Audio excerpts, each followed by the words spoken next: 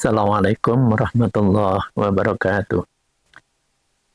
Bismillah, alhamdulillah, wassalatu wassalamu ala rasulillah Muhammad ibn Abdillah wa ala alihi wa sahbihi wa man tabi'ahu bisanin ila yamil qiyamah.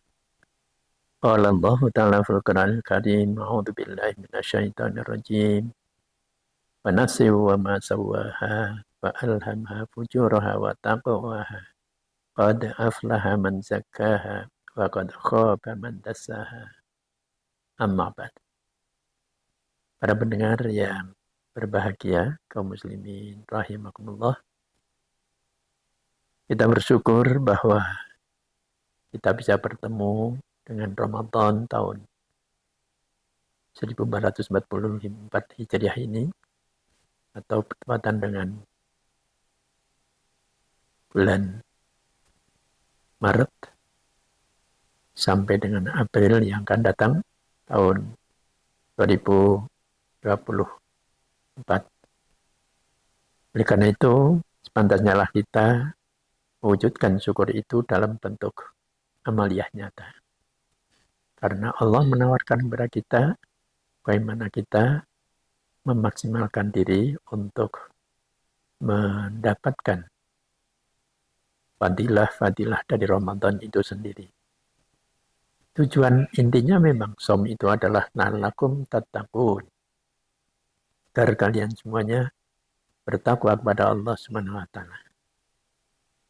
Satu di antara aspek ketakwaan adalah ketika seseorang berupaya untuk membesarkan dirinya dari penyakit-penyakit hati.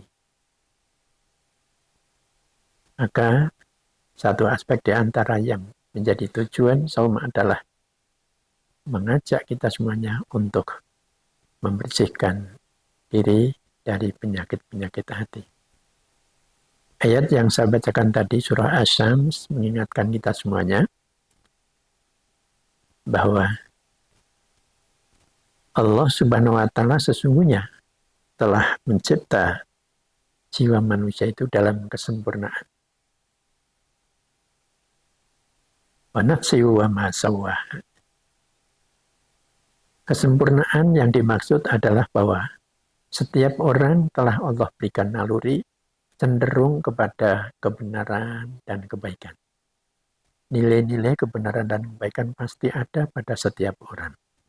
Namun ternyata tidak sepenuhnya bisa terwujud, bahkan ada yang sebaliknya. Yang berkembang justru adalah nilai-nilai keburukan atau kejahatannya, atau perilaku dosa menurut agama. Itu sebabkan adalah karena godaan setan. Sebagaimana yang Allah juga sebut di dalam salah satu hadis kuncinya yang disampaikan oleh Rasulullah SAW. Kata Allah, "Falaqtu abdi hunafa'a." Aku cipta semua hambaku dalam kondisi hunafa, cenderung kepada kebenaran dan kebaikan. Faja'at humusyayatin fajtanabhum antinihim. Maka datanglah setan-setan kepada manusia, dan mereka tergelincir karena godaan-godaan setan tersebut. Oleh karena itu, saum ini sesungguhnya ingin memperbaiki diri melalui karakteristik spiritualitas kita, yakni sifat-sifat yang buruk yang kadang menempel kepada kita. Oleh karenanya, Rasulullah SAW sendiri mengingatkan kita bahwa idza kana yaumum shaumi ahadikum, ketika kalian semuanya sedang dalam keadaan berpuasa, fala rafatha, jangan kalian berbicara yang kotor. Wala yashab, dan jangan kalian berkata-kata dengan ungkapan-ungkapan yang keras. Wala yujhal, bahkan kalian jangan pula melakukan perbuatan secara bodoh. Orang bodoh itu kalau berbuat, bahasa daerahnya beras, tidak dipikir lebih dahulu, langsung diucapkan apa yang terungkap di dalam hatinya. Bahkan kalaupun ada orang yang mencaci maki kita, bahkan mengancam kita untuk membunuhnya, kita diperintahkan oleh Rasulullah SAW dengan kata-kata inni shaim, saya sedang berpuasa. Artinya kita tidak akan melayani cacian bagaimanapun dan perilaku yang sekasar apapun ketika kita sedang berpuasa. Disinilah keutamaan saum itu dalam masalah pengendalian. Oleh karenanya, Syed Syafiq di dalam kitab fikihnya, beliau mengatakan, laisa siyam mujarradil imsak anil akli wa syurbi. Bukanlah saum itu, puasa itu sekedar tidak makan dan tidak minum, berhenti dari makan dan minum. Namun yang disebut saum atau puasa adalah al-imsak amma nahallahu an, pengendalian diri dari semua yang dilarang oleh Allah Subhanahu wa taala.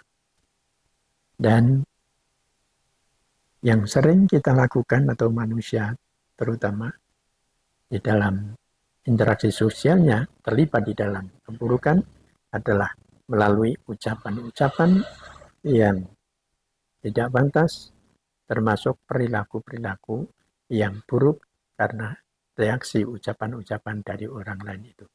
Yang semuanya ini harus ditahan.